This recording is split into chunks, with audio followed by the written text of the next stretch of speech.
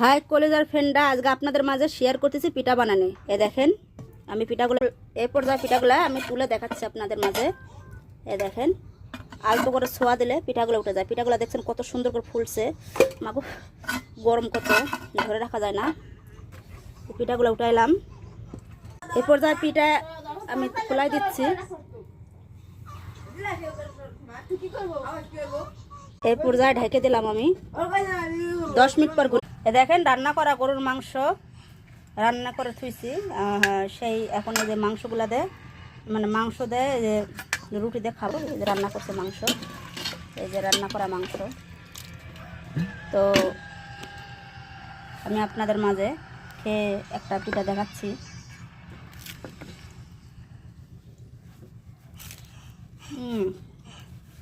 সেই স্বাদ।